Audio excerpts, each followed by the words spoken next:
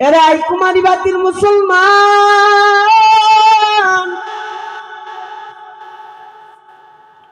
আজকে যদি এই জায়গায় যদি জান্নাতের বাগানের কোন আয়োজন না হইয়া যদি আজকে গান বাজনার আয়োজন হইত, এই জায়গায় এই মাটির চেয়ে আরো বড় মাটির প্রয়োজন ছিল। কিন্তু এই জায়গায় গান বাজনার আয়োজন না হয়ে জান্নাতের বাগান হইছে। এই জান্নাতের বাগানে ঢোকার মতো মানুষ মনে হয় আই কুমারীতে শর্ট পড়ে গেছে। আরে বাঙালি মুসলমান কপাল পুরা দল। আজকে যেমন তুমি দুনিয়ার মধ্যে আই কুমারী বাতির মধ্যে একটা জান্নাতের বাগানে ঢুকতে চাও না রে যুবক, ঠিক তেমনি ওই দিন আল্লাহ পাক জান্নাতে যাদেরকে দিবে ওই জান্নাতে সবাই যাবে, কিন্তু তোমার মতো যুবক ওই জান্নাতের দরজা পর্যন্ত যাইবার পাইবা না। আল্লাহ বলবে দুনিয়াতে আমি আই কুমারী বাতি নামক একমাত্র নামে একটা জান্নাতের বাগানের আয়োজন করেছিলাম। ওই জান্নাতের বাগানে সবাই যেমন যাইতে পারে নাই, আজকে আমি রবের দেওয়া জান্নাতেও সবার কপালে এই জান্নাত লেখা নাই। এরে মেরে মুহতারাম হাজিরিন, বলেন তো আপনার আমার ভিতরে কার ভয়ের দরকার? রবের ভয় দরকার না রবের ভয় দরকার? জুড়ে বলেন। আপনার আমার ভিতরে রবের ভয় দরকার না রবের ভয়? কার ভয়? জোরে বলেন, কার ভয় দরকার? এরা এই কুমারী বাতির মুসলমান, আপনাদের বারবার বলি, আপনাদের হাতে পায়ে ধরে বলি, দুনিয়ার মধ্যে কাউকে যদি বেশি মোহাব্বত করি সেটা মোহাব্বত করব আমি আমার রব আল্লাহকে। দুনিয়ার মধ্যে যদি কাউকে বেশি ভয় করি সেটাও ভয় করব আমি দুনিয়ার মধ্যে একমাত্র আমার রব আল্লাহকে। দুনিয়ার ভিতরে যদি কাউকে মানি সেটাও মানবো একমাত্র আমার রব আল্লাহকে। এমনকি তুমি যদি বাবা হয়ে যদি তোমার ভিতরে রবের ভয় না ঢুকায় রবের ভয় ঢুকাও, তুমি বাবার মধ্যে শ্রেষ্ঠ বাবা হইয়া যাইবা। তুমি দুনিয়ার মধ্যে যদি কোনো জায়গায় কাজকর্মের ভিতরে যদি তুমি রবের ভয় নিয়ে কাজ করো, রবের নামে কাজ করো, এই কাজটাও বরকতময় করে দিবেন আমার রব আল্লাহ। কে করে দিবেন ভাই? এই জন্য আপনার আমার ভিতরে রবের ভয় দরকার। কার ভয় দরকার বলেন? রবের ভয়। রব যদি কারো হয়ে যায় রবের সব কিন্তু তার হয়ে যায়। মেরে মুহতারাম হাজির, এরাই কুমারী বাতির মুসলমান, এত সুন্দর একটা জান্নাতের বাগান আল্লাহ পাক আপনাদেরকে নিয়ামত হিসাবে দিয়েছেন, অথচ জান্নাতের বাগান নামক নিয়ামত পাওয়ার পরেও জান্নাতে ঢুকতে চান না। এই জান্নাতে যদি ঢুকতে না চান, কিয়ামতের দিন আল্লাহ পাক যে জান্নাত মুমিন মুসলমানদের আমানুত্তাকুল্লাহ, হে আমার ঈমানদার সকল তোমরা ভয় করো আল্লাহকে। তারপর আল্লাহ পাক রব্বুল আলামিন বলতেছেন ভয় করার মতো ভয় করো, খাঁটি মুসলমান না হয়ে মৃত্যুবরণ করিও না। মেরে মুহতারাম হাজিরিন, আমরা লক্ষ্য করলে দেখি যে আমাদের পাশে অনেক বেধর্মী ভাইরাও মারা যায়,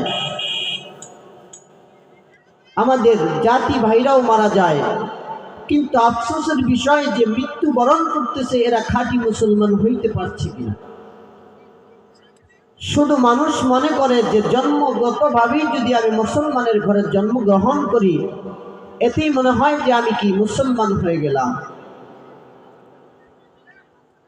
মানুষ মনে করে আমার বাবাও মুসলমান ছিল, দাদাও মুসলমান ছিল, আমার বংশের পূর্বপুরুষ যারা সবাই মুসলমান, মনে হয় আমিও মুসলমান হয়ে গেছি।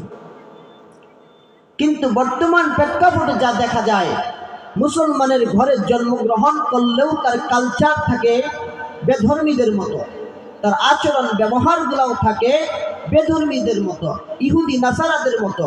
আসলেই বলেন তো, সে মুসলমানের ঘরে জন্মগ্রহণ করেছে কিন্তু তার ভিতরে যদি ঈমান না থাকে সে মুসলমান না বেঈমান? এই জন্য আল্লাহ পাক রব্বুল আলামিন বলতেছেন ইয়া আইয়ুহাল্লাযীনা আমানুত্তাকুল্লাহ হে আমার মুহাব্বতের বান্দা, যারা আমি রবের উপর ঈমান আনছো, যারা বলো যে আমি এমন একজন রবের উপর ঈমান আনলাম, যে রব আমাকে সৃষ্টি করেছেন, এই রব ছাড়া দ্বিতীয় কোনো মালিক আমার নাই। ওই মালিক কত মায়ার কণ্ঠে, কত মায়াবী কণ্ঠে বান্দাকে ডাক দিয়ে বলে, হে আমার বান্দা, তুমি তোমার রব আল্লাহকে ভয় করো। আমার মালিক তাও বলে দেয় কেমন ভয় করার মতো ভয় করবারে বান্দা, হাক্কা তুকাতিহি, এমন ভয় করো যা ভয় করার মতো ভয় করো। খাঁটি মুসলমান না হয়ে তুমি মৃত্যুর দরজায় যাইও না। এরে মুহতারাম হাজিরিন, নামের শুরুতে মুহাম্মদ লাগাইলে কখনো মুসলমান হওয়া যায় না। যদি নামের শুরুতে মুহাম্মদ ব্যবহার করার নামের অনেক লাকাব তুমি ব্যবহার করো, কিন্তু মসজিদে ৫ বার আজান হয়ে যায়, কিন্তু তোমাকে ওই মুসল্লি হিসাবে নামাজের কাতারে পাওয়া যায় না। রমজানের রোজার সারিতে তোমাকে পাওয়া যায় না। আল্লাহর কোন হুকুম ভালো কাজে তোমাকে পাওয়া যায় না। তুমি যদি মনে করো যে আল্লাহর হুকুম অমান্য করে আউল ফাউল হাজিরিন, যেমন বাবার পরিচয় যখন সন্তান জানে, সন্তান যখন বাবার পরিচয় জানার পরে বাবাকে যেমন ভয় করে, সন্তান মার পরিচয় জানার পরে মাকে যেমন সন্তান ভয় করে, উস্তাদের পরিচয় জানার পরে সন্তান ছাত্র যেমন উস্তাদকে ভয় করে। আর মেরে মুহতারাম হাজিরিন, উস্তাদ বাবা মার চেয়ে এমন একজন দামি মালিক আল্লাহ। এই আল্লাহর ভয় আমাদের ভিতরে নাই, আমাদের ভিতরে রবের ভয় নাই, আমাদের ভিতরে ঢুকেছে রবের ভয় নাই। রবের ভয়ের জায়গায় বর্তমান বাঙালির ভয় হলো রবের ভয়। তার কারণ বোঝা যায় যে আপনি আমি প্রকৃত মুসলমান হইতে পারি না। এরা মুসলমান, যদি তুমি আমি প্রকৃত মুসলমান হইতাম, তোমার ভিতরে রবের ভয় থাকতো, তোমার ভিতরে রবের ভয় থাকতো না। কিন্তু দেখা যায় তোমার আমার ভিতরে রবের ভয় নাই, তোমার আমার ভিতরে রবের ভয়। কার ভয়? যদি রবের ভয় থাকতো, মসজিদের ওই ফজরের সময় ৪-৫ কাতারের জায়গায় ১ কাতার মুসল্লি হইতো না। আজান হয় ৫ বেলা, কিন্তু মুসল্লি ১ কাতার হয় না। অথচ বাংলাদেশকে মাইনাস করে পৃথিবীর ভিতরে মুসলিম কোন দেশ হিসাবে রচনা গ্রহণ করা হবে না। রচনা লেখলেও রচনা হবে না। মুসলিম দেশের মধ্যে এত বড় আয়োজন, ইসলামী দ্বীনি আয়োজন হয়, যা অন্য কোন দেশেও যা হয় না। এরা আমার এই কুমারী বাতিল মুসলমান, তোমাদের পায়ে হাত লাগায় তোমাদেরকে বলা যায়, তোমার আমার ভিতরে একমাত্র যদি রবের ভয় নিয়ে আসতে পারো রে বাবা, তুমি দুনিয়া আছে সে রবের কাছে সবচেয়ে বেশি পছন্দনীয় একজন বান্দা। আর যার ভিতরে রবের ভয় আছে সে সবচেয়ে দুনিয়ার মধ্যে রবের কাছে বড় ধোঁকা দেওয়া একজন বান্দা। তার কারণ দুনিয়ার মুসলমান, তুমি আমি দুনিয়াতে মনে করি যে রবকে ধোঁকা দেই না। তুমি আমি দুনিয়ার ভিতরে রবকে ধোঁকা দেওয়ার জায়গায় নিজে ধোঁকা দেই। কেমন ধোঁকা দেই? একজন মুরিদ পীর সাহেবের কাছে গিয়া দোয়া চাই যে পীর সাহেব দোয়া করবেন আগামী বছর যেন আমি একজন ছেলের সন্তানের বাবা হই। পীর সাহেবের কাছে আবার পরের বছর ওই মুরিদ গিয়া জিজ্ঞাসা করে, পীর সাহেব কেমন দোয়া করলেন? পীর সাহেব বলে, কেন বাবা, আমার দোয়া তো আল্লাহ তাআলা কবুল করে, কিন্তু কি ব্যাপার স্যাপার তুমি কি কও? পীর সাহেবের উত্তরে তার মুরিদ বলতেছে, ও আমার পীর সাহেব, আপনি কেমন দোয়া করলেন? আপনার কাছে দোয়া চাইলাম আগামী বছর যেন আমি একজন ছেলের সন্তানের বাবা হইতে পারি।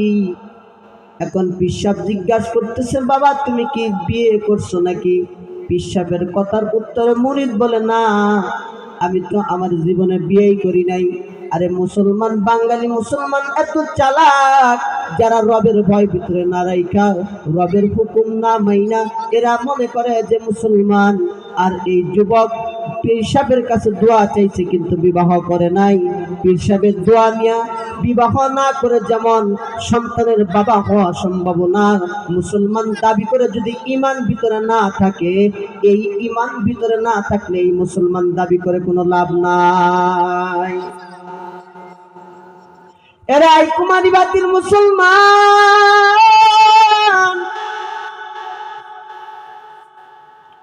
আজকে যদি এই জায়গায় যদি জান্নাতের বাগানের কোনো আয়োজন না হইয়া যদি আজকে গান বাজনার আয়োজন হইত,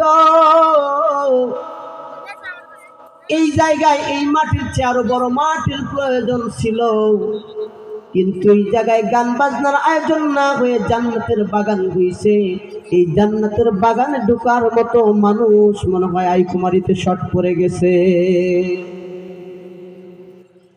আরে বাঙালি মুসলমান কপাল পুরার দল, আজকে যেমন তুমি দুনিয়ার মধ্যে আই কুমারী বাতির মধ্যে একটা জান্নাতের বাগানে ঢুকতে চাও না রে যুবক,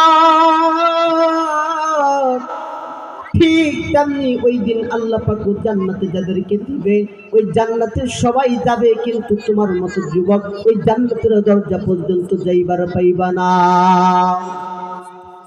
আল্লাহ বলবে দুনিয়াতে আমি আই কুমারী বাতি নামক এক মাদ্রাসার নামে একটা জান্নাতের বাগানের আয়োজন করছিলাম।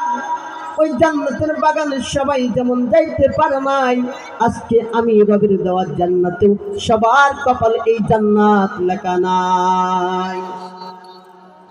এরে মেরে মুহতারাম হাজিরিন, বলেন তো আপনার আমার ভিতরে কার ভয়ের দরকার?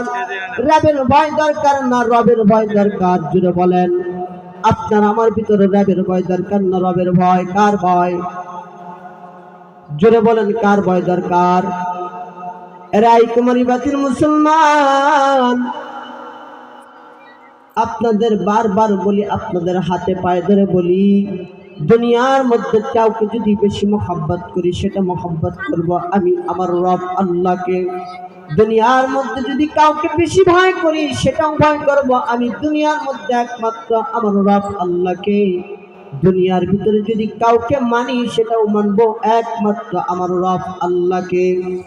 এমনকি তুমি যদি বাবা হয়ে যদি তোমার ভিতরে রবের ভয় না ঢুকায় রবের ভয় ঢুকাও, তুমি বাবার মধ্যে শ্রেষ্ঠ বাবা হইয়া যাইবা।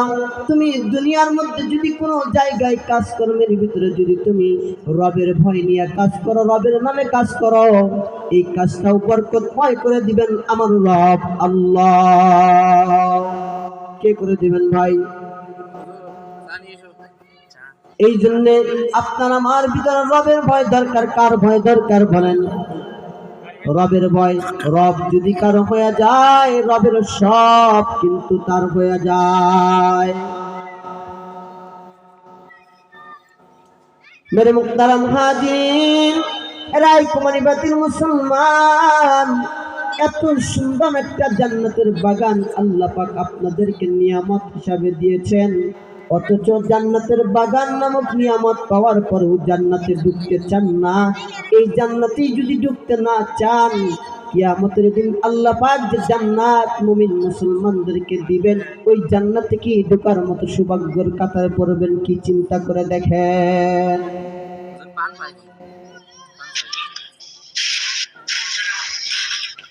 আলহামদুলিল্লাহ,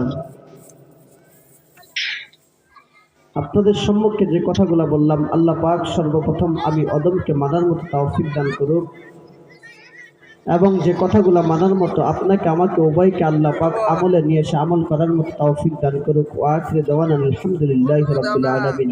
আসসালামু আলাইকুম ওয়া রাহমাতুল্লাহ।